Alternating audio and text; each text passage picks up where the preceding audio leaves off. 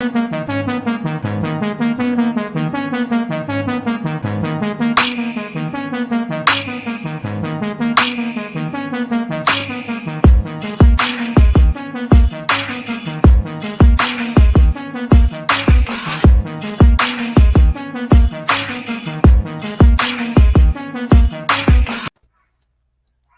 what is great in the state? Did you like the new intro? I like the new song. That was nice. I'm not gonna lie.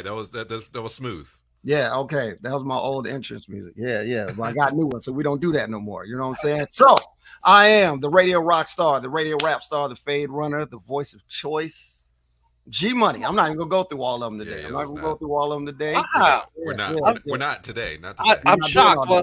Well, I'll keep mine short too. I'm not going to go on and on about the many titles that I've won and all that good stuff. I'll just say I'm Mr. Magnificent as always. Okay. And it's me, the best to talk wrestling, DB. Good to see you. Let's get to it. This is big. Big stuff. All right. Look, there's a storm brewing. You know what I'm saying? It's I don't know if you can feel it in the air, but the winds are changing. You know what I'm saying? Like the floor beneath you is rumbling. You see a lot of talk online, and then some things are coming true. You know what I'm saying? A new promotion, a new company, things are happening, and there's a couple guys behind it. But there's one for sure. There's one man for sure, and he is joining us today.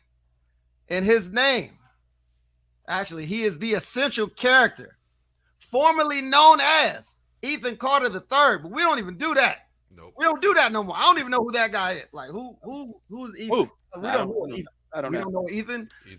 Never Carter. What that? We just know essential characters. But his name is EC3, and he is in the building. EC3, what's good? Welcome, gentlemen. I've never been surrounded by so many nicknames in my life. Imagine this, because it's happened to you. Imagine having a legitimate last name be Magnificent. Yeah. You would have to live up to that name, or you would just be Mr. Disappointment. Oh, that is true. That is very true. But you can't have a name like Magnificent and then like work at T-Mobile. Really. I mean, you can. You just have to be the top seller. Yeah. You're right. You'd have. I was about to say, what's wrong with T-Mobile? I like T-Mobile. I don't have them as a seller. Hey, let me take that back because T-Mobile got me this phone. Shout out to T-Mobile. T-Mobile is going to sponsor CYN, guys. Hey! We love T-Mobile. Give him money. Love T-Mobile. Give him money. The official cell phone carrier of CYN. At this point, I will speak. We already got in trouble for having fake sponsors, but in reality, we have zero sponsors. But I would sell out in a heartbeat to a major corporation just to get this vanity project funded, so I stop stressing. Absolutely. Look, speaking of, like you brought it up. So, who is back? Is it just you guys? Just money out your own pocket? This Control Your Narrative started with one camera and one gray wall and one idea. And the fact we've come this far and have touched so many people and involved so many people, and how it continually evolves and changes into what it's becoming, it's truth in manifestation. Like, if you have a vision, it can come true. So yeah, it started with myself, JC the narrator, a camera and a wall, an idea to rebuild me by rebuilding myself, not only as a character in wrestling, but as like a man. The fulfillment I found in that, to try to do that with other people seeking the same kind of vision, to then becoming featured as sort of like an independent art film, to now television deal, live tour, talk of the town. Like, yeah, we did it with nothing short of just ingenuity, hard work, creativity, and like-minded people joining the fray. Man, That's crazy, man. It's fucking wild. And now, like, my days are consumed. I have not made a cent off this yet, and it's not about money. I mean, it's going to be nice to have, but like, every second I have is some aspect of this business now. And because the idea is to cut out the leeches and the middlemen of wrestling that are, there to take money for doing minimal work or don't really belong, and then parlaying that into the hands of our talent, but overseeing everything. It's the most beautiful chaos I've ever been a part of. Man, that's real. That is real. So, like, talk about how tough is it to bring people together? Like, how did you get people to buy into the idea of the narrative? I think they, within the industry, we always appreciate when somebody goes the extra mile to create or to be different or to step outside the box. Like, there's always, hey man, I really, appreciate the work you did. Even though, fans might not resonate. Fans are used to their comforts and their conformities. So branching out from what you usually do, hurts you in that sense, but also has it's a high risk, high reward, because the end goal could be so much better. But as creators, you want to evolve, and as easy as it is, I could be the top 1% walking out backwards at a major corporation, doing the same thing I've done for years, better than anybody that's doing it now. The challenge of just creating something new and unique, and then the people in the industry do appreciate that.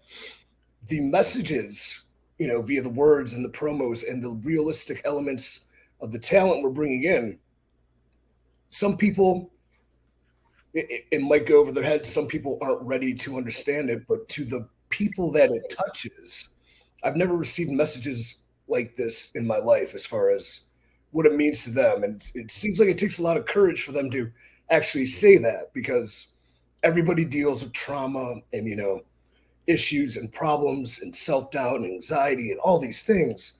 But to be able to reach people and help them through that via your art, but your own issues you're, expressing, it's really cool. It's fulfilling. It's not cool. It's fulfilling, and it's just being different.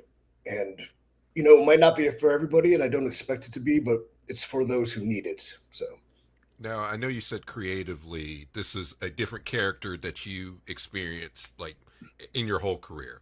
Now, was this something that was always inside that you have maybe wrestled with, possibly getting to this type of character?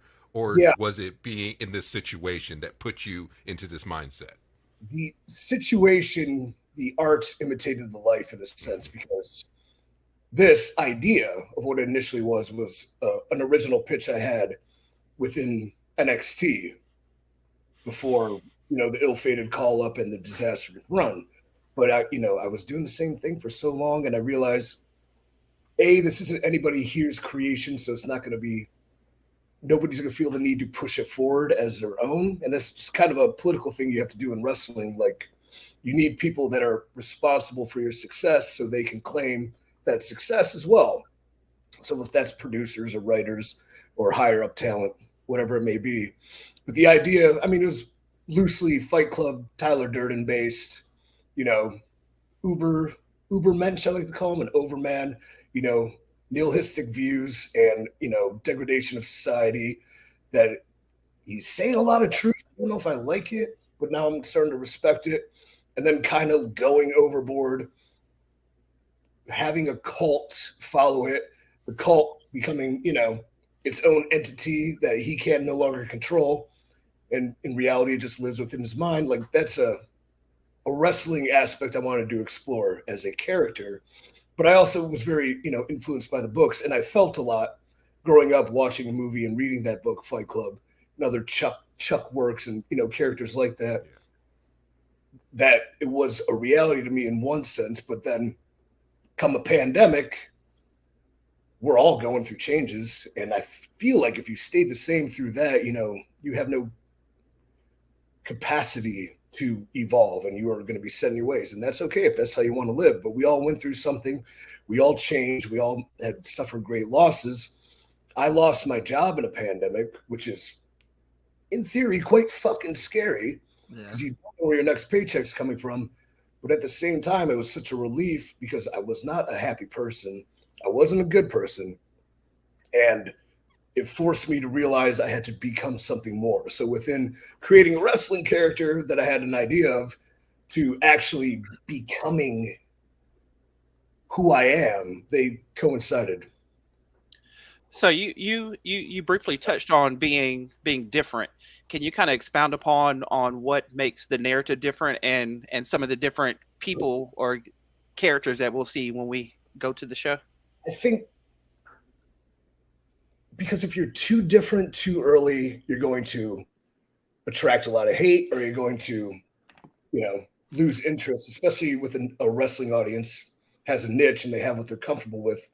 So if you go too far outside the box, they're either not going to understand. If you don't understand something, usually you don't like it. And I saw that 6 months ago. It sucked. I don't want to watch it. But I had the freedom at the time to be completely different because I had my job with Ring of Honor. Like, I had my wrestling income. I was still wrestling, but I could explore this on the side and create it. But realizing now we did, Free the Narrative, the features, the art, music, in-house storytelling, character, exposés. There also has to be what wrestling fans love and are attracted to, which is, great action, outlandish characters, things they can resonate with too. So kind of combining those by being different in some aspects, but at the same time, providing what we fundamentally love about wrestling, which is hopefully storytelling and characters. So yeah, being different. How to be different is just, you see what everyone else is doing. You have to be bold. You can't be afraid. You have to understand you're going to be met with a lot of doubt and resentment and hatred just because people don't know yet. And if you can handle that, I mean, everything that's ever been great in entertainment or sport or anything, somebody tried something different. Does it always work? Absolutely not. Will this work? I think so. And if you come to control your narrative, what you can expect, you'll have names you recognize, people you know, but at the same time, them comfortable creating within their own vessel, their own skin, using the ring to tell their story. But my real focus, and it wasn't this in the beginning, but how everything turned out, and G Money can really clarify this, is the creation and the platform for people that want this and need it and will do anything for it. But everyone says they'll do anything for it, but that's not always true. So giving the platforms for those truly bold and brave enough to pursue it, I'm getting a lot of fulfillment facilitating new people within the industry. And to be different, they, our fans, wrestling fans, might not know them yet. How can I make them instantly connect with the talent, or give the talent an idea how they can make them instantly connect with them and set them up to the races so they can become who they're supposed to be? Is that a lot of word vomit? No. It's good. It's good. So no. So I actually man, you can meet Vince. Yeah, I did. Listen, like, you were fired. That's kind of sucks, man. Right. Yeah. Are you mad at the way you were treated? If I say yes, you will report this. If I say no, you're going to forget about it. So whatever. Yeah. Right. I want to expound on what you just said about taking a talent and what can you do to make them, to help them out, when they get in front of a crowd. And I just want to talk about my personal experience real quick. I'd love to hear it too, because yeah. So giving you my time is a great honor because you gave me so much and didn't ask for anything. So, I'm loyal to those loyal to me. So go ahead. Sorry. Oh yeah, absolutely. So when he talks about, giving somebody a chance to expand upon their character. So what happened was there's an initiative. The initiative is like a seminar, if you will. And I went to the one in Dallas. right before WrestleMania weekend, and there, there's 20 guys, there's 20, like 20, 25 guys, and everybody's dressed up in their gear except for me because I was a dickhead and left my stuff at the spot. But he wants you. It's EC3, it's Adam Scher, it's Austin Aries, and they're there, and you cut a promo. They have you cut a promo of you and your character explaining, who you are, why you're here, blah blah blah. So, and this is the thing that I really got from this is I've been to quite a few seminars. Usually, when you get a chance to do something, you go up, you do your thing, whether it's wrestling, promo, whatever. Then whoever's running it will be like, okay, all right, good job, okay, good, next, and then it's like some people are like, I don't know if that's a good or like what that means, but what happened at this one, if like let's take for me, for example, like I think I had on this exact same shirt and some basketball shorts. I left my gear. So first thing Austin Aries is like, he looks at them and he's like, well, what would a wrestling DJ wear? And then they're like, well, what could you do with this? It was no, was it him or was it Adam? It was one of them. I thought it was somebody. Oh, we're like-minded, so it's okay. Yeah, maybe it was. I think it could have been you. It could have been you. But like they asked the question, help, what they're sitting there and they're talking to themselves and everybody about, how you could do this and that. I remember specifically there was a guy, I can't remember this man's name to save my life, but he was the dude that was dressed up like a monarch, like a butterfly. The dude, yeah, and like he cut his first promo, and no disrespect, the first promo was trash. It wasn't good. And instead of just saying, okay, all right, cool, they talked to him for like 5 minutes. Hey, what is this? Why are you this? Why is this? Why is this? Why are you doing this? Why are you dressed like this? What does this mean to you? After he did that, they was like, hey, put that in your promo. They had him go again at the end of everybody else, and he killed it. Yeah. Killed it. And it's like you could tell when people actually care about what it is that you're doing, because I'm not gonna say every seminar is a money grab, because they're not, but certain ones you can tell, and it's like these guys aren't just here just to take your money, like real fast on that. It's just, I think what resonates, Aries, myself, Adam didn't have the independent experience, but we did that.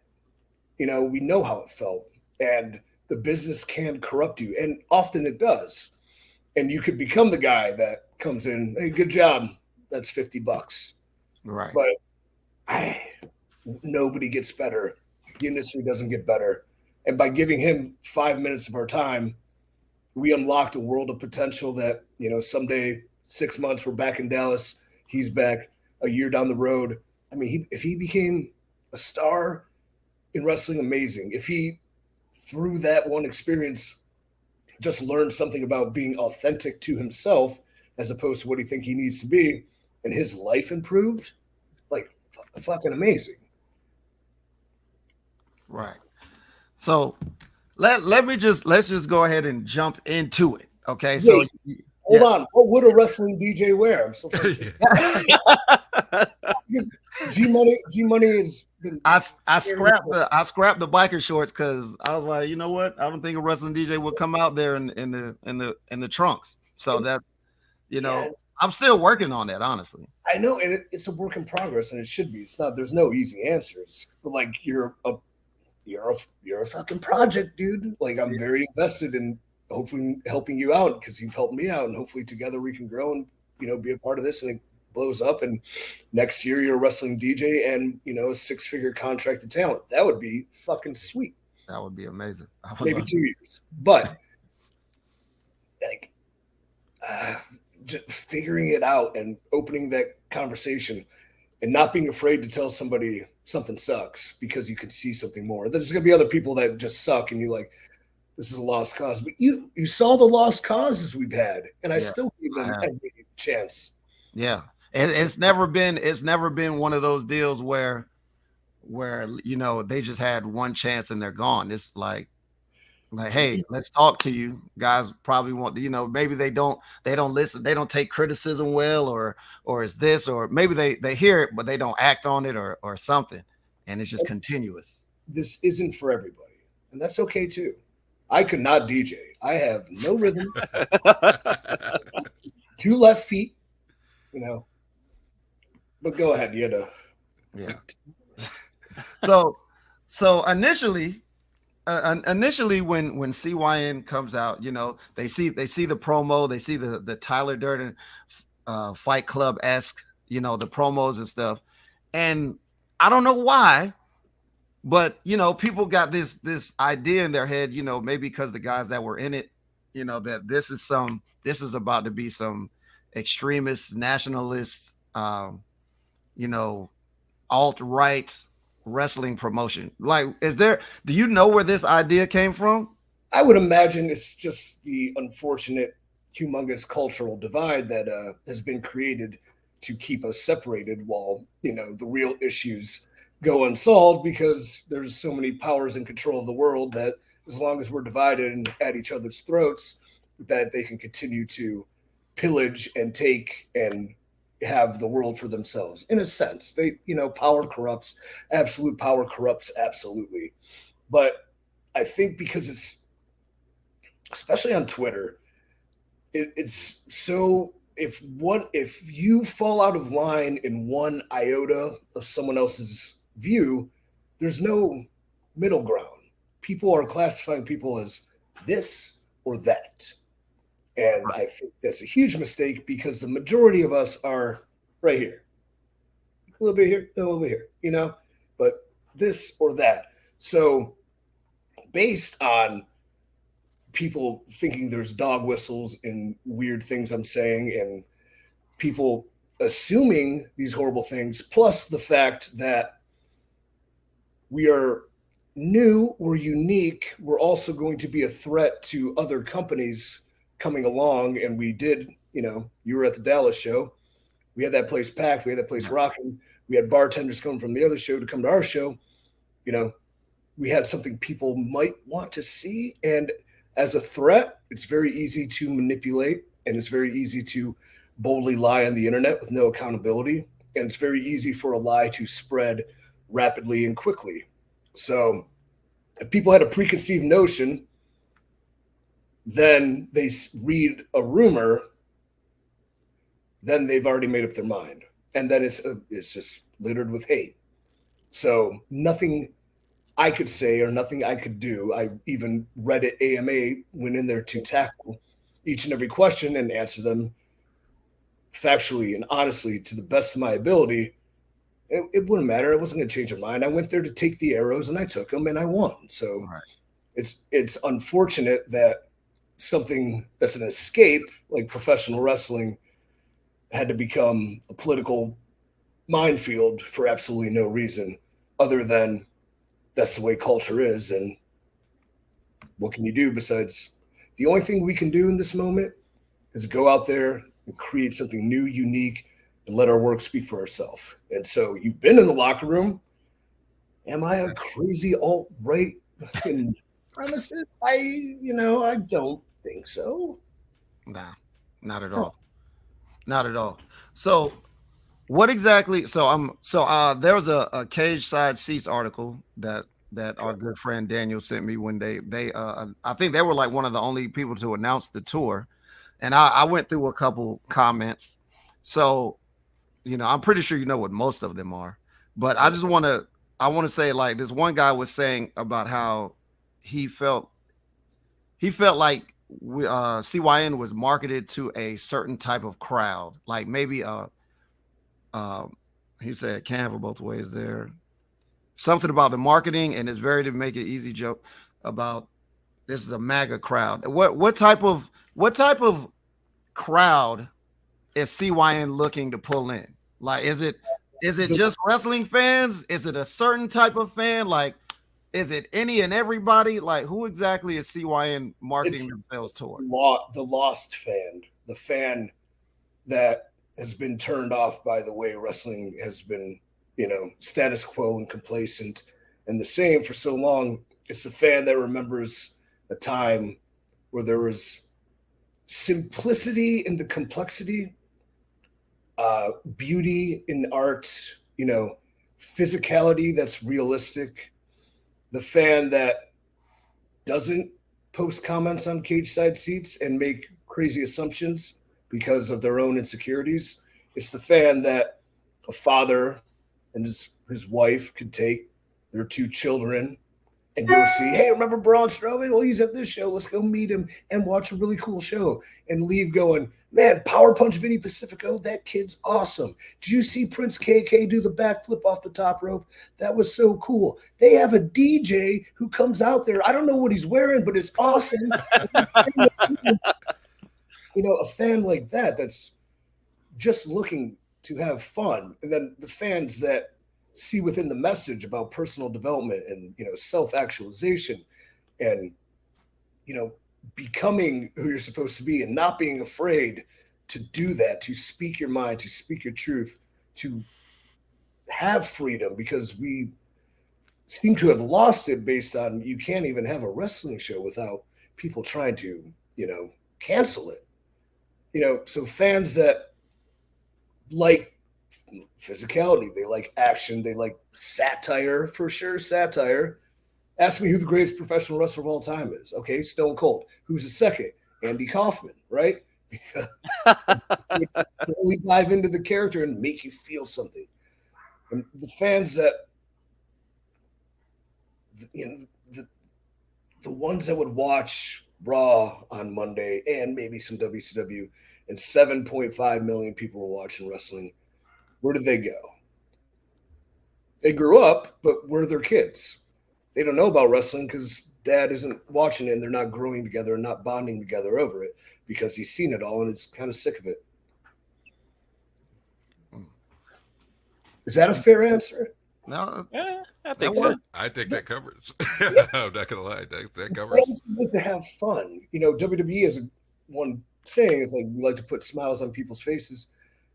I do like that saying, but like an enjoyable time that people can bond together, and especially in a climate and world's burning all around us, turn that off for 2.5 hours, meet some of your heroes, be introduced to new people, be introduced to new wrestlers, hopefully buy a t-shirt and have fun. yeah.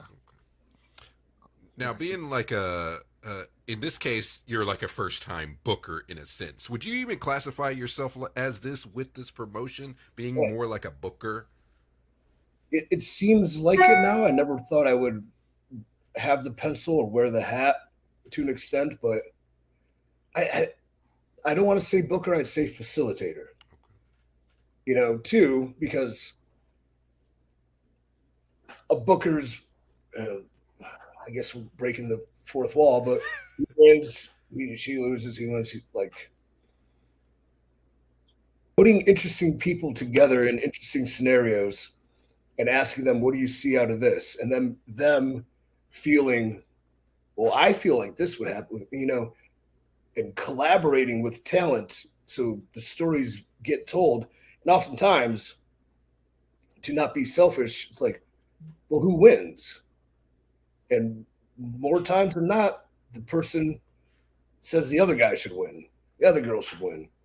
Why? What makes the best story? And in reality, oftentimes, if losing in CYN, I think you wind up having a better story. But am I booking? No, I don't like that term. It's passe. Am I facilitating?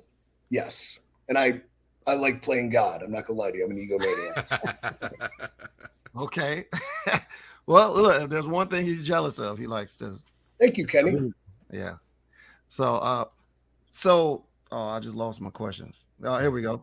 All right. So, being a new promoter, business owner with CYN, you started the tour, and you guys say all the time, we're not an indie. So, can you clarify what that means when you say we are not an indie? Not to disparage independent wrestling, because a lot of what we want to do is facilitate and give a platform to independent wrestlers and quality independent promotions. But we are not an indie in the sense that we're going to be bolder and we're going to be bigger and we're going to try harder. And I think varying levels of independence. Oftentimes, who's running it is a guy who has money, who's a wrestling fan. Like, we know the industry and what we want to see out of it. So it's not corrupted by, I mean, people can do what they want if they're investing their time and their money into creating something and giving people, you know, shots on it. But like, there's so much dirt and dirty tricks on independence and, you know, backstabbing and there's politics on it, and it's like kind of like high school and infighting that doesn't make sense and egos that we are not an indie because we're not independent of self. We are united together for our goal. And on an indie, sometimes talent might feel neglected if they're, you know, only the second match and a 6-man. And G Money knows this well. I stress every spot on this show is very important for a variety of reasons. And Yes. like, I respect the hell. Like, it might seem like, oh, I had 2 minutes to shine and then I got beaten the 5-on-5 match. No, but that 2 minutes set up this, that's going to set up that, that's going to set up this, and it's a domino effect of where people leave and go, that match was awesome. That was so cool. They wouldn't think it was cool if that 2 minutes didn't take place. So every spot being super important. And I've been in every spot on the show, from the guy who gets his ass kicked, from the opening match to the main event to the champion. Like, I've been on them all. So I know how some might feel, but how important they really are, especially if we put purpose and context behind them. Okay. Gotcha. Now, So, now here's hold a, on, here's hold a, on. Hold on, real quick, before we continue. I see. Let me show some of these comments. What's up, my guy Jabari? What's good, Mike? And then you got good old Enos. Right. Little Jay says, "What's good?" Yes, Rip, you are late. You know what I'm saying?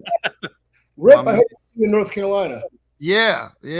My man Harry says in about 8 months he's gonna need that XL shirt. He's working. He's doing a good job losing weight too. So shout out to Harry. Join.freec3.com. Use promo code CYN. 20% off. I'll make you your workouts and your nutrition specifically for you. That's what I do. Straight up. So DB, I'm gonna let you ask your question in a second. And you had said something, and it just resonated. You talk about, you know, from the bottom of the card to the top of the card. Is CYN going to have championships? Well, let me ask you, because I'm weighing it and I'm looking at, you know, 24-date tour that I hope to turn into 30 plus hours of TV on Pro Wrestling TV and an hour-long show we're going to call Arise. I think the idea was to not originally, but that was before the universe put us into these varying states of evolution. So now what I'm looking at is whiteboard, a gigantic. I envision March Madness for a championship. Now, I don't like claiming it's a world championship, because what are you really the champion of? Are you the champion of the world? The champion of the narrative? So, like a main title and a significant token and respect and honor. Maybe it's the essential champion. I don't know. But I want to put a caveat on this tournament. First off, I want to open it because with, you know, our initiatives and our touring, how much local talent I have to use, how many Cinderella stories are we sitting on? And if there's a 64-person conglomerate of a tournament, that's cool. And we declare who becomes a champion. But what makes it different? Because I have to be different. I have to be interesting. And what do you think about this? Destroy your past. Create something that lasts.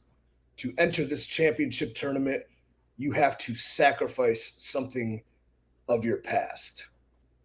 Whether it's a physical totem, an item, an idea of who you were, you know, an old moniker even. And I envision people throwing in, you know, the first thing I'd throw in, my TNA World Heavyweight Championship. Like, the past have power over me. I do not need this. The past is just a story, and the longer we let it haunt us, whatever. There's a better quote behind that. But the past is just a story. I don't want to be a part of the past. I want to create the future. So imagine everybody throwing in these items from their past, and then it's smelted down, and you get some sick fucking blacksmith chiseling this fucking title, and it has so much meaning because 64 people sacrificed themselves to create what this is. So yeah, there'll probably be a championship. I think that's cool. Interesting. You sold me. Yeah, look, I'm already thinking about, well, what am I going to get rid of? I have so much. Like, I Do you don't know. want Christmas cans? Yes, man.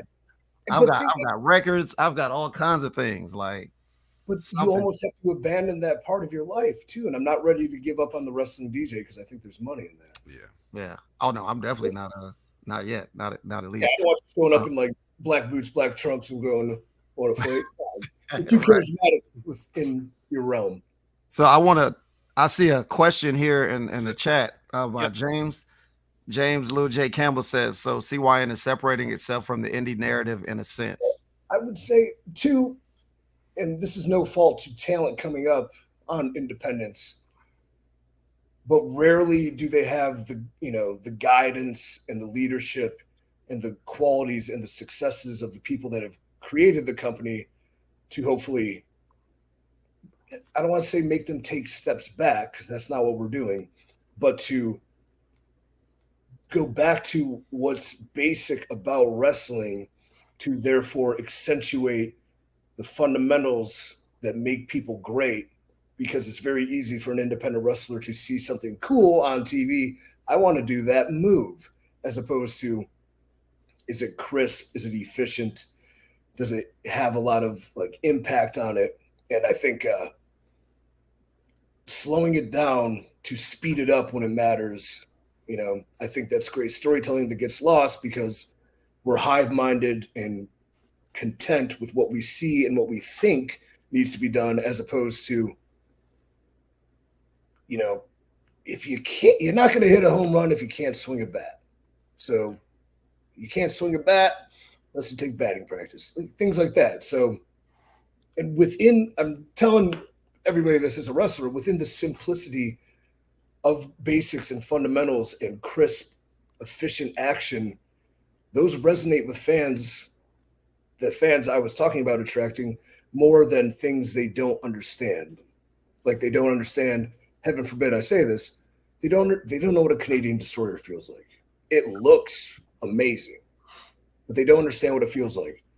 But every fan knows what it feels like to get punched in the face. Every fan knows what it feels like to get something in their eye, their toe stepped on. So the indie narrative, in a sense, is like, you don't have to be what you think.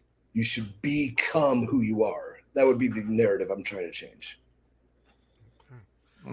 Now, of course, I got to talk future because I can already see there's a big future with this in the plans. Like, what do you have mapped out? Is overseas being talked about next? Yes. It's getting like other wrestling legends to be a part. Like, is that part of this narrative? A lot of it, like, we're really boldly stepping out there with a 24-day tour and to make it region based After 6 shows. Yeah. Whoops. Right. In addition to, giving platforms for new people, how many former names out there do want to reinvent themselves and try something? And how many potential insanely weird, clever, or awesome matches haven't happened because of, TV contracts and this company and infighting, but we can really build some wild matches that take place that you never thought you would see. So that's one thing I'm looking for on this one. To go overseas is huge because I think this would kill overseas, but in our infancy, I think that's next year. And I'd like to do that because, like, a UK indie scene, a European indie scene, going to Australia, like, there's so many places that our content can travel worldwide with PWTV and the internet and all these things that would make it very, very hot. And Yeah, people want to go back outside now. So Yeah, Yeah. big time. This is Now, fact. recently I read you put out a set of rules for CYN. I think that kind of sparked a little bit of conversation. Can you kind of give us the rundown on what those are and why you put those in place? uh, Especially rule number 5, the no super kicks and the tope. Those are 3 moves I do all together back to back. So What? I didn't realize we were lying today. Okay. yeah, I mean, first off, it's to obviously the ire of people who already were shitting on everything. Like, I'm not going to give you what you want. I'm going to double down on what I think. That's just who I am. And if you don't like it, that's cool. But you're gonna love it. Plus, rule number 5, okay, no super kicks, no Canadian destroyers, no tope suicidas. Am I a villain? Am I at fault for challenging people to try something differently? Did I eliminate savate kicks? Did I eliminate over the top rope dives? Did I eliminate pile drivers? No. Did I eliminate variations on anything? No. 3 things that I think have become watered down, static, and boring, and just a fail safe for a reaction. Also, I said you're not allowed to do them. I didn't say you couldn't. So if you're clever, if you're creative, if you have half a sense to think outside the box, you very well can use a lethal weapon like a super kick in a match if you do it right. If the official doesn't see it. Oh Lord. And in fact, G Money can attest for this. I think there have been 3 super kicks in CYN, even though I banned them. Yeah. And I believe all 3 of these super kicks resulted in somebody being pinned. So maybe in CYN, those moves are so dangerous and effective that they actually work. And maybe I made the moves mean more than anybody doing them does. And that I like that. brings me to something else. There is a gentleman aligned with CYN who goes by the name of Bobby DDT. And Right. yes, and you might look at him and you might be like, well, he could be all right, but there's one distinct thing about him that is extremely amazing, is that he has, his words, the best damn DDT you'll ever see. And the reason is because his DDT wins. Exactly. Amazing, right? Yeah. This kid, Right. like Bobby DDT, has all the heart in the world, great soul, great passion. But if you look at him, he's a civilian. He's in the ring. I believe I said verbatim with psychopaths and socios and legitimate killers. But does he belong in a ring with these monsters and these rough, tough individuals? Yes, because he wants it, because he has fight and he has heart. Now he might get his ass kicked, but if he's able to hit that DDT, he wins because it works. It's the best damn DDT in the industry. So he made the DDT a finish. How? By beating people with it. Novel concept. Yeah.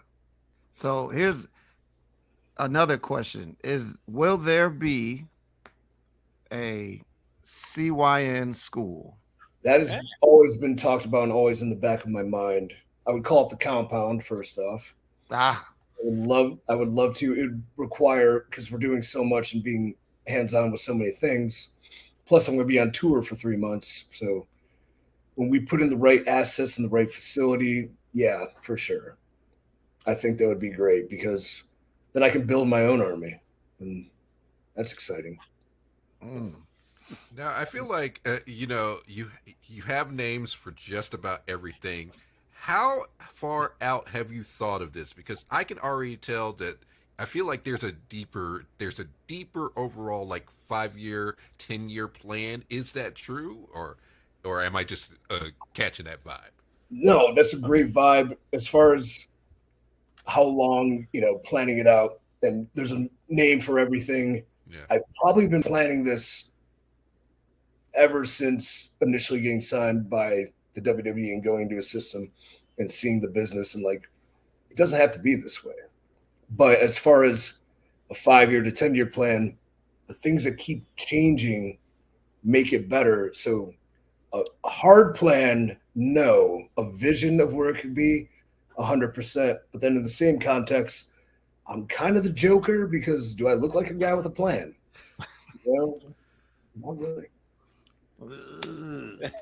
I can name anything in narrative lingo. Name something you think would be in the narrative, and I'll name it. Do you call your referee something different? Maybe Right now, officials. I thought about authority, but officials is static. That's okay. Okay, I can see I that. overthink and I get way too clever, and nobody understands. Well, what would you call a ladder match? The rungs of ascension. Okay. Okay. What about a Okay. cage match? Hate.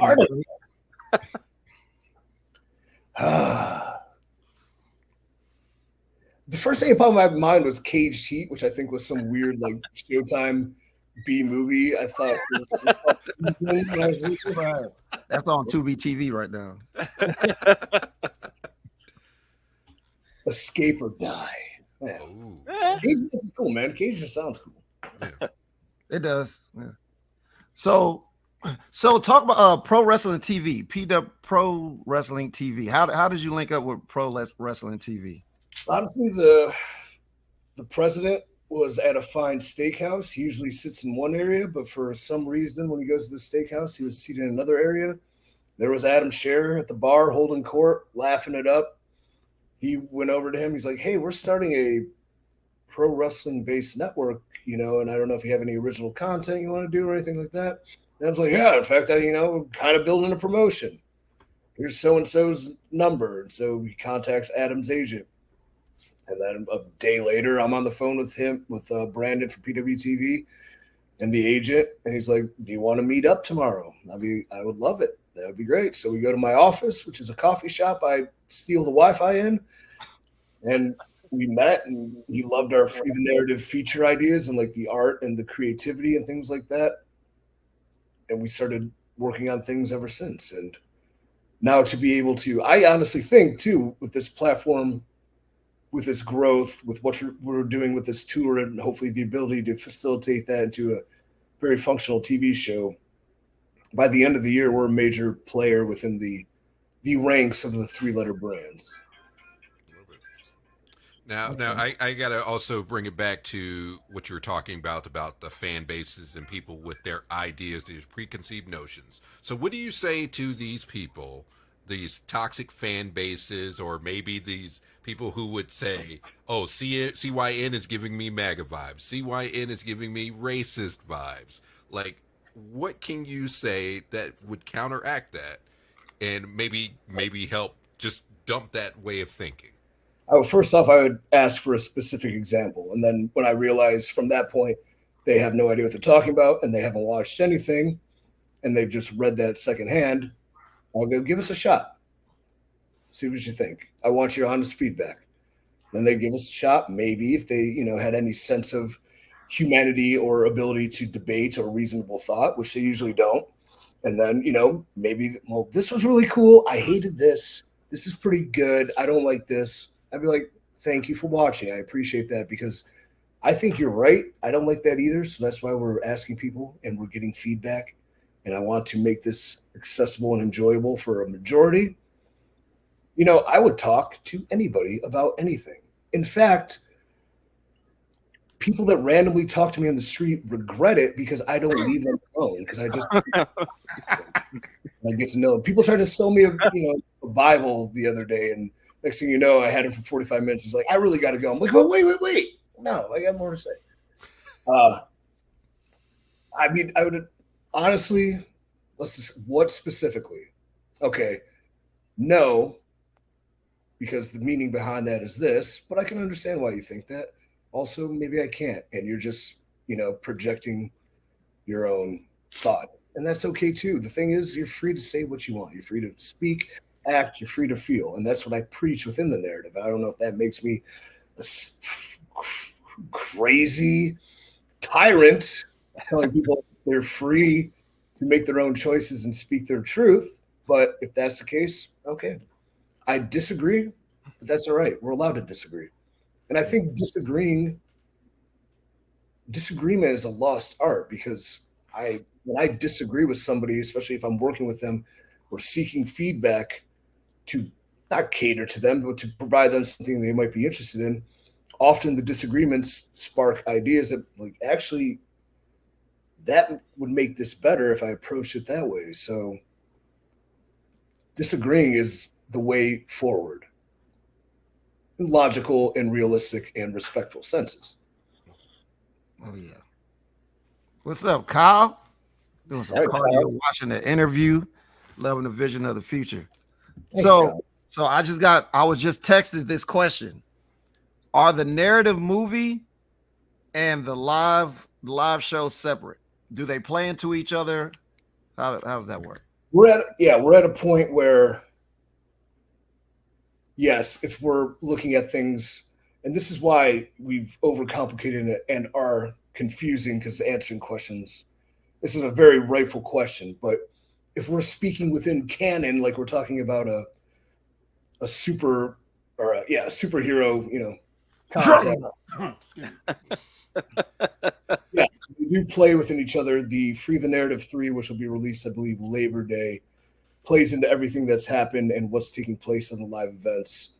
But the live events and the aspect of live TV came so quick that the conclusions that come from this standalone, in a sense, putting them within the confines of TV, will take some creative maneuvering, but also at the same time, it's a way to explore character depth in a different way and hopefully deeper. And, with myself and Zach, the yin and yang story, or, Adam having to kill his monster to become who he's supposed to be within the Titan.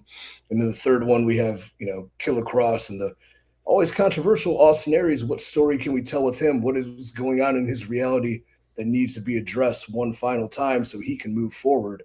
And you can accept him or you can't. And that's okay. You're free to do that. And where does that leave, this thing we've created? And the art's going to imitate life too, because like so much is happening. Well, yes, Kyle, they do coincide.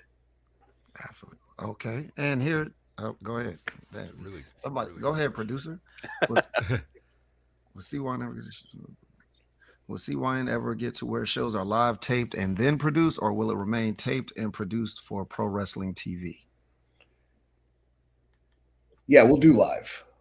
Also, we're bare bones and completely unfunded. So unless one of those fake sponsors I have actually hiring the live production team and the consistency, going live wouldn't be super difficult for like a big one-offs at this point. We can do that for sure. But to seasonally capture TV over a long form, 24 dates, it's not 24 weeks, it's 12 weeks with 24 shows. To be live each and every week would not make sense. And putting the content out, letting the stories develop and taking the time. We can be. Will we ever be a live thing? I guess it depends on how the landscape works out, because it is better to be live. It is more fun. It's more engaging for the audience, but one step at a time. So yes, maybe. I don't know. I mean, but with that being said, I know this is completely alternative from the big companies and everything, but say you get a call from one of the big companies to do some cross promotion or to do a showcase or like a forbidden door situation, would you be more than open to that? I am open for business with anybody, even the ones that try to destroy us, because that just makes the story even better. Absolutely. In fact, I've had a couple conversations today of vested interest. So we'll see what happens. Well, speaking of, with that, yeah, no, just like, but right off the bat too, I think in this moment, Rise, we need to show the world what else is out there besides what they already see. And that's an opportunity with initiatives, with all these shows, for as much talent that deserves it and earns it to be seen. So they either grow with us, which would be great, and I'd love to, or they get noticed by somebody and they get an opportunity there to make a living and live that dream. Either way, I feel really good if I helped in any sort of way give somebody that.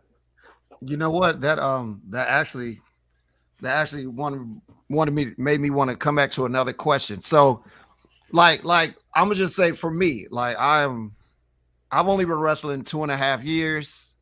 I've been I've worked my career 15 years.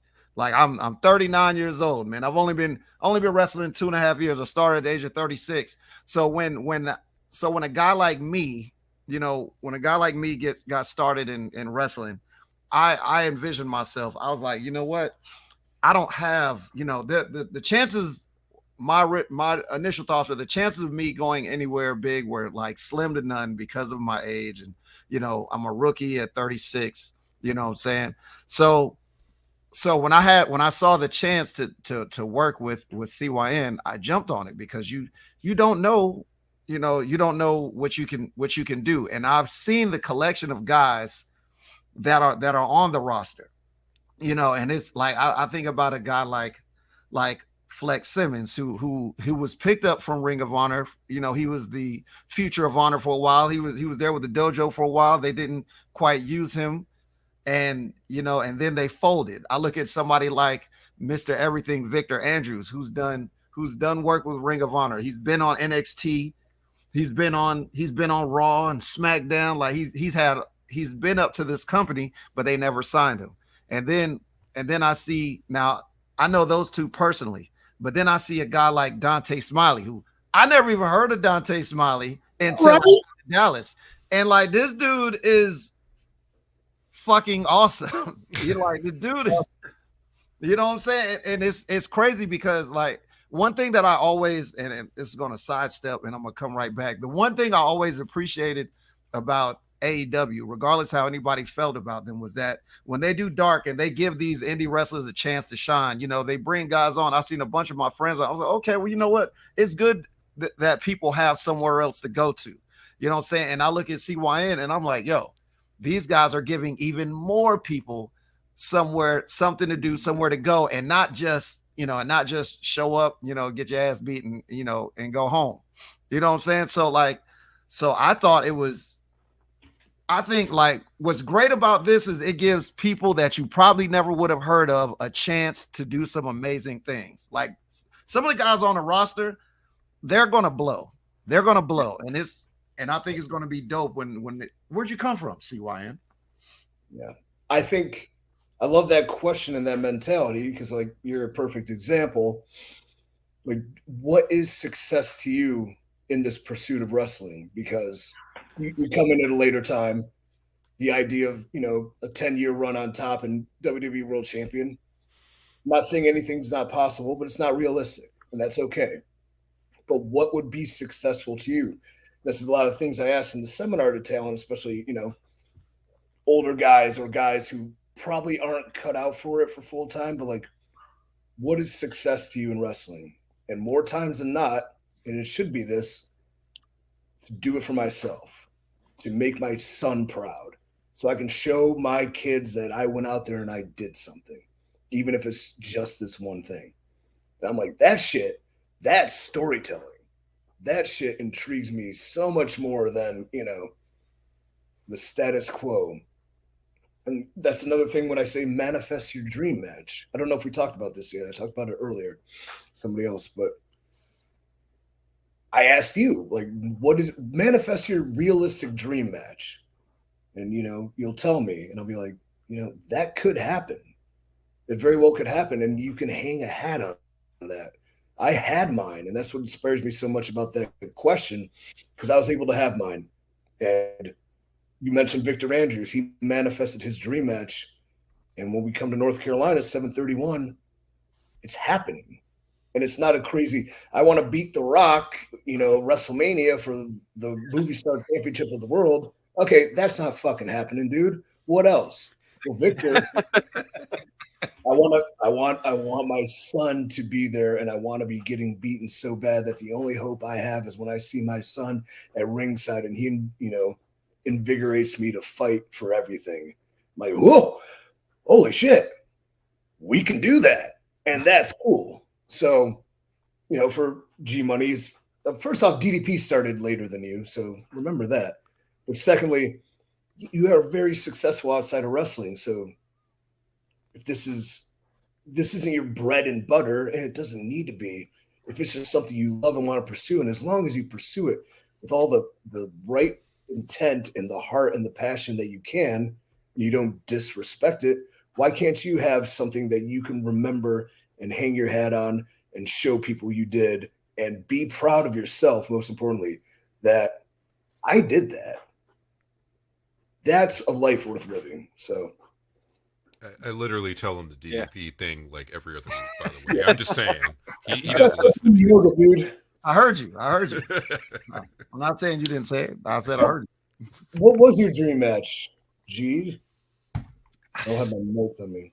I don't think I have a dream match. I just like I just want to wrestle. I don't. It's not necessarily like a dream opponent. Well, maybe Booker T. Okay. Well, we're going to Houston. Call him. I love it. But think about it too. All right, I just want to wrestle. Cool. Well, you're good. You're interesting. You're a great dude. You work your ass off. You're super positive vibe.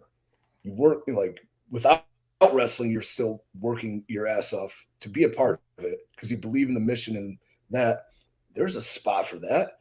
And if this is a side gig and it's side fun and you have fun doing it and you make a little coin, but most importantly, you make memories you can last forever and friends and fucking relationships, that's a successful career just as much as being a 10-time world champion. That's legit. Okay. Also, you figure out what you're wearing out there? Yeah. Could you all right, picture, because this is my vision for G Money, really is CYN, they got a DJ, of course. Why wouldn't they? That makes no sense. You're up there, you're doing your thing in between breaks and stuff like that. And then all of a sudden you play your own music and then you're bopping it down. I do, for some reason, still see a giant fucking stereo. You beat bopping it around, and you get in there and you get in a little fucking fight. You have a little dust up. Well, win, lose, doesn't matter because you pop the cans back on and you're walking over there. Well, look, I'm gonna save this and I'm gonna go back to that, and I'm like, it's a good idea. Yeah. I'm saying. Ask Flex how much of a genius I am. He asked me a question the other day and I blew his mind. Man, so speaking of, we have some shows coming up in the next week, and piggybacking off the teaming up with promotions, we're doing it here in North Carolina because on July 30th we will be going to the AML training school for CYN versus the future stars of AML, the initiative.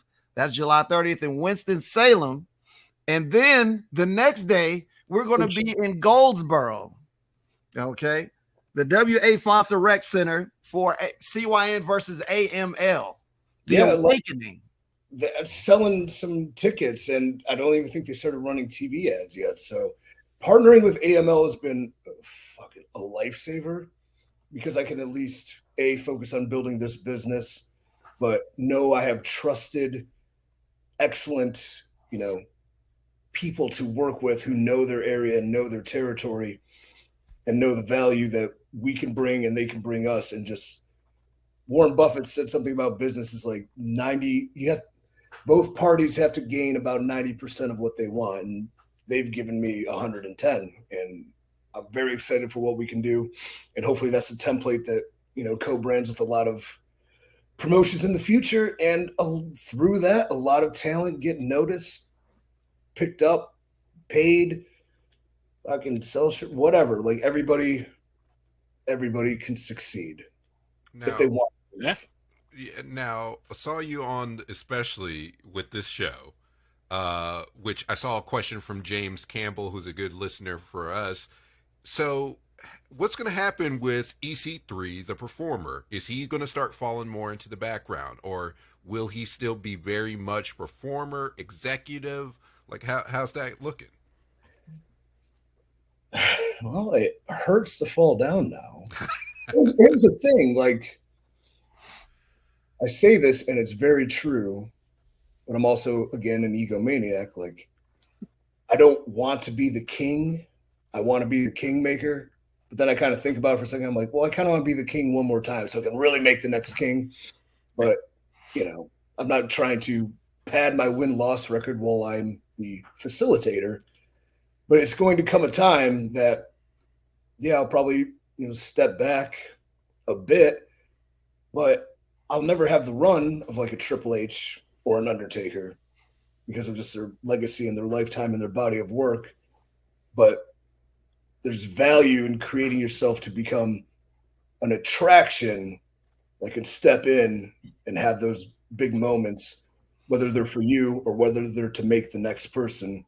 If you're creative and clever enough and still work hard. And let's be honest, I physically still look the best in wrestling. Let's not lie about that. I'm like I'm an old piece of shit.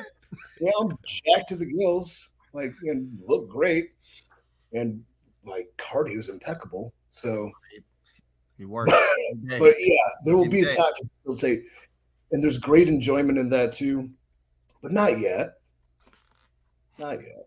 I just want to jump in and say he talks about not padding his win-loss record, but he is currently undefeated in CYN. He is like there's three guys I can think of is him, Adam Scher, and little known fact, Prince KK is also undefeated in CYN. And the reason I know because he never forgets to let us know every time we see him. I'm still undefeated. I like that. I dig that. Dante, until the next show. Oh, is Dante? I believe Dante's undefeated. Is Power Punch undefeated? No, he lost in a pit somewhere. No, he lost to KK. Yeah.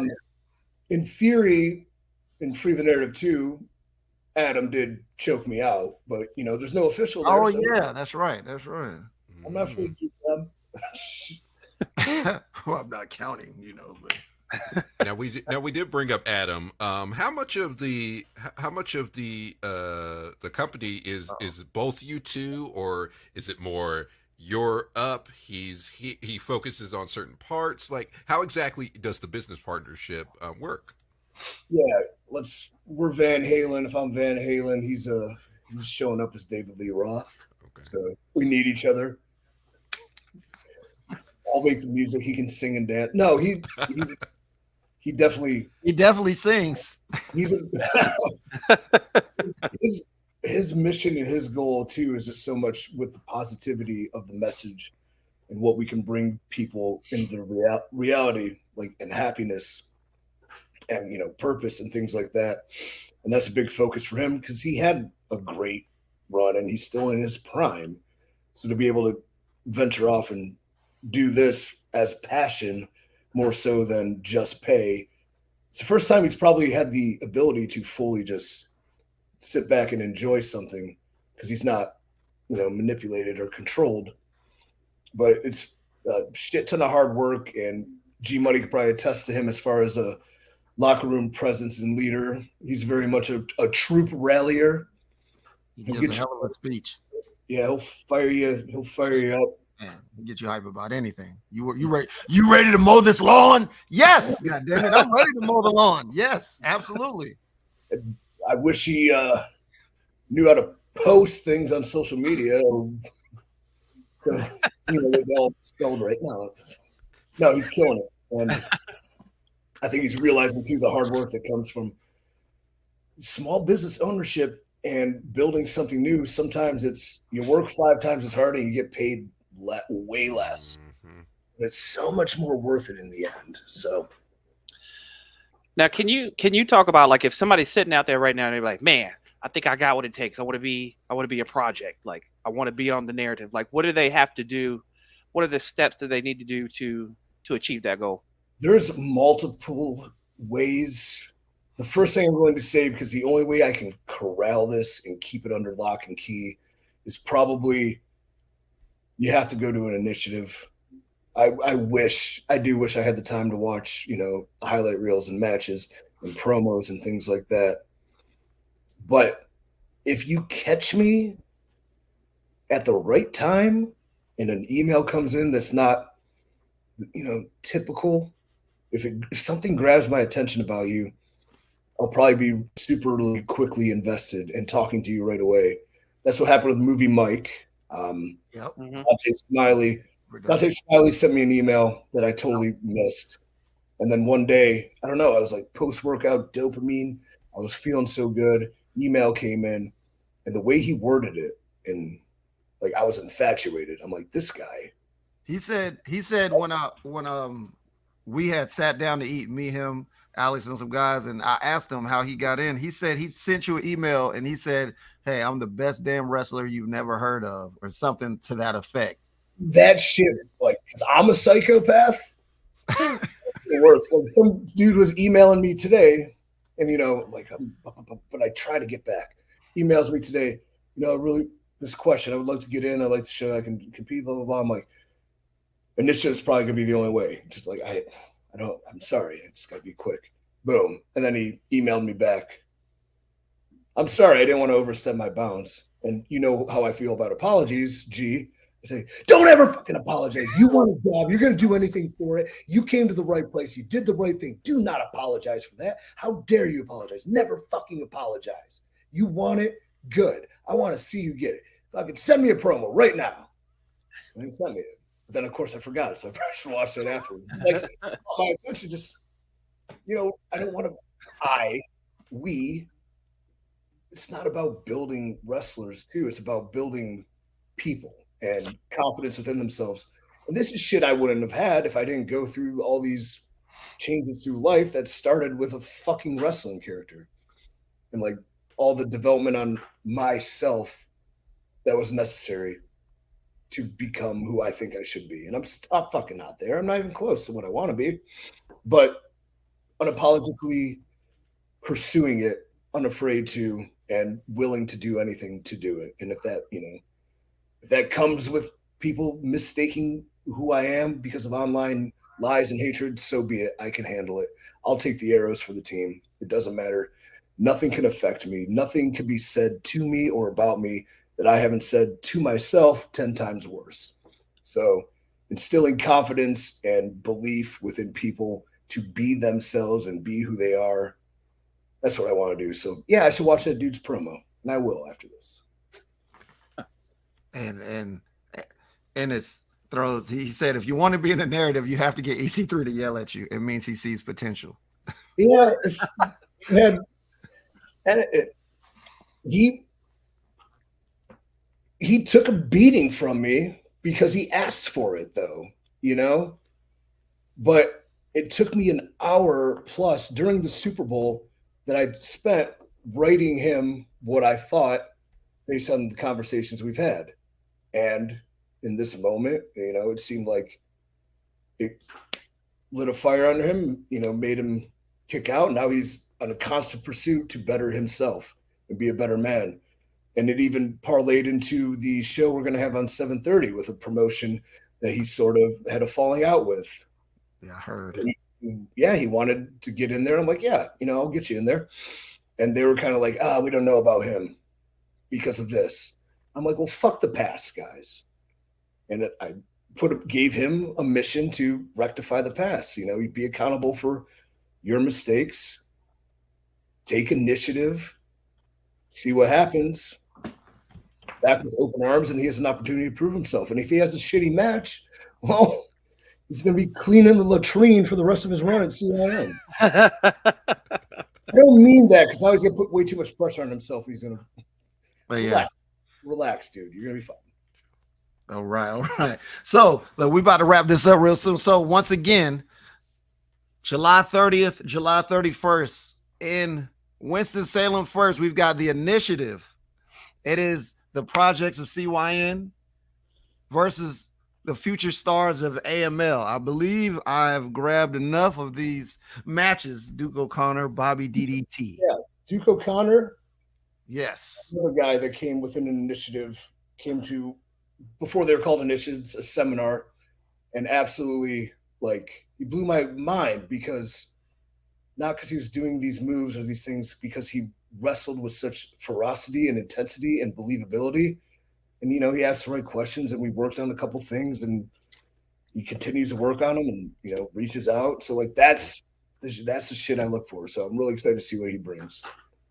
Yes, indeed. My man, Movie Mike and OMG James Ryan versus Rising and Man Bun Jesus. Also, the four most important words in wrestling is card subject to change. So anything can happen, but Man Bun Jesus is a sight to see. And like, I'm going off a little bit. Like, one thing about CYN is at the heart of it all, of the promos and and the vignettes and the people talking, it's a wrestling show. It's a wrestling show. And you're gonna be entertained. You're gonna see some things you're not gonna expect to see, like I did when I saw Man Bun Jesus for the first time. It caught me off guard, but I was like, I think I love this guy. Like, this is fucking awesome. You know what I'm saying? We've got Putter's Posse versus JJ Serena, David Parrish, and Damon Bryce. We've got the Project Pit match. Oh, Hey, your face. Hey, man, they didn't get the name right, but it's okay. It's okay. We'll work on that. Smiley and Diego Hill. I'm really excited for this one. This match is going to be crazy. Yeah. That match is going to be crazy. Let me bring this other one back up because my man Zuka King is a beast. Baby Lotion Brown is hilarious, but I can't wait to get in the ring with him. I told him I'm bringing cocoa butter. You know what I'm saying? Because that Baby Lotion ain't got nothing on this cocoa butter. I'm just saying we have a newcomer. He's not even officially a project. Gemstone is in that match, and me and him, we fight all the damn time. Vinny Pacifico versus Prince KK versus AJ Kazana. This KK is all on defeated. Yeah. Yes. KDMP. That's Mr. Undefeated. Ask him. He'll tell you. He's undefeated. We did that one already. And then on Sunday, I didn't get all the matches for Sunday, but I do have, there's Weston Blake versus Brad Attitude. That's going to be huge. Oh, and before the show starts, it's the everyone gets a trophy battle royal. Wait. Okay, somebody's got to break that one down to me. I've probably never been more proud of a match in my life than this one. You know what? That right there is a perfect example of what he meant when he said, you give me a match and I could, or you give me something, I could do something with it. That's the perfect example. We're in a culture, everyone gets a trophy. But sometimes, you have a big show and you want everyone included, but there's not enough spots. Well, everyone should get a spot. Well, why not? And why doesn't everybody get a trophy for having the spot? But ingenious thing, shout out Space Cowboy. Pretty soon, CYN participation trophies will be available at our merchandise. Sign me up.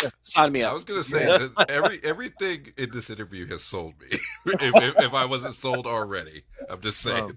Yeah, you bring it's entertainment and it's satire and like reality and real shit and real improvement of self, but at the same time, goofy horse shit. Fucking let's have fun. Yeah, let's have fun. There's gonna be a lot of serious moments, and there's gonna be a lot of entertaining moments. Yes, And I'm throwing this one back up because I'm very excited about this one. The Dawsons. Oh, wow. The damn Dawsons. them damn Dawsons. Skyler too. And John Skyler. That's going to be, yes. EC3, Austin Aries, and the Titan Adam share. That's gonna tear the house down. Now, is this the first time saying those damn Dawsons? I love saying that. Now, is this the first of its kind with you three teaming up, or was there like a previous match? This will be our first time. Yeah, as a three. Yeah, like a three. Yeah. Yeah. Yeah, it is. Yeah, I was gonna say, I'm pretty sure this is the first time you three have teamed up. I was probably on some of Man Bun Jesus's medicine when I was facilitating the car. Like, that sounds like a good idea. Yeah, I'm loving it. So okay. So we got to wrap this up. Like, look, EC3 told me ahead of time. He said I go to sleep at 9:45. So like, we got to do. We got to get him out. Bro, The blue light still hit me. Yeah, you got. Hey, look. Hey, Whatever. rest and recovery. With Sleep all is this essential. creativity and everything, Sleep is yes, you got to essential. rest. Yeah. I would agree.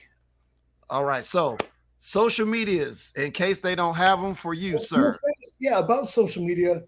I've been so busy today. I haven't even looked at it. I don't know what's going on. And it's kind of awesome because I don't have to look at the news and whatever everyone's yelling about at each other. But at the same time, like I have no idea what's going on. I didn't know all the drama with Vince and the stockholder. I had no idea for 3 days. Oh yeah. Oh, wow. Because I'm so Yeah, concentrated on this. But social media at Control Your Narrative on Facebook, on Instagram. We do not have a Twitter. I should probably make one, but there's a fake one. I'm sure that buries us. And at Control Your Narrative on TikTok, myself at The Real EC3, Instagram, Facebook, Twitter, which I haven't been on in 3 months. Do I have a TikTok? I don't. ControlYourNarrative.com, freeec3.com, join.freec3.com for custom training and nutrition I make for you because that's another passion. And use the code CYN. You get 20% off of Life. And G Money, are you on the thing? Did I put you on the thing? You can be on the thing. Let me know if you want. Not yet. Not yet. Yeah. I'll put you on the thing. Yeah, I definitely got to be up You there. gotta do it. You just gotta do it. Or don't. I don't care. It's your life. It's your narrative. I'm controlling it. Yeah, I was exactly. going to say, how many times do you say that a day? Yeah. Too many. You know what's cool about that though is Well, look, there goes Dante. After we done talked him up. fire Go emoji. ahead, Dante. After going through airports and wearing the shirt around the town, the message to people have no idea what it is.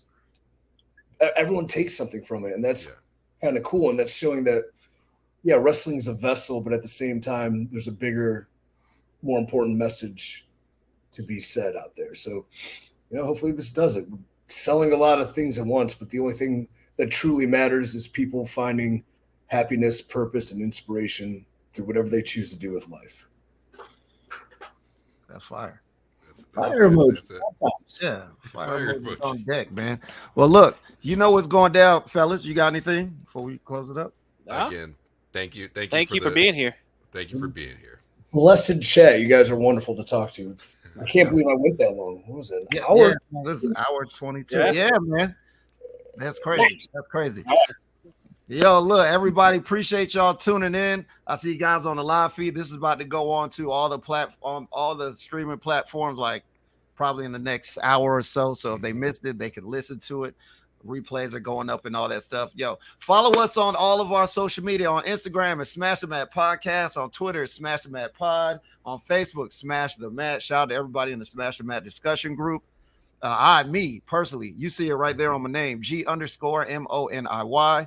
My man DB is DB Greatness, Mr. Magnificent, who never posts his name, but I believe in Kenneth. Did you make a new one? I did not make a new one, but I need to. I need to. Okay, so I just follow somebody with your name, so maybe they're spam. Okay, I got you. Awesome, excellent. So look, appreciate y'all. Look, understand if you are in North Carolina, July 3rd. Matter of fact, even if you're not in North Carolina, if you're within about 2 hours from Winston-Salem or Goldsboro, come through, come see the show. You've heard all about it. You heard all about Control Your Narrative. It's not going to be a total Control Your Narrative show because there will not be projects around the ring. I'm 98,000% sure about that. Catch the replay of Control Your Narrative on Pro Wrestling TV. It's on there right now. You know what I'm saying? It is footage from our Dallas show.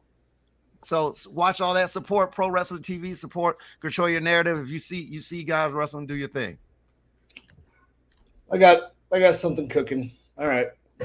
Oh, Uh-oh. That sounds like good stuff. Hey, look, we appreciate y'all, man. You already know what it is. It is the Smash the Mat podcast. We out here. We coming back next week with SummerSlam predictions, and we gonna make it work, man. Let's get it.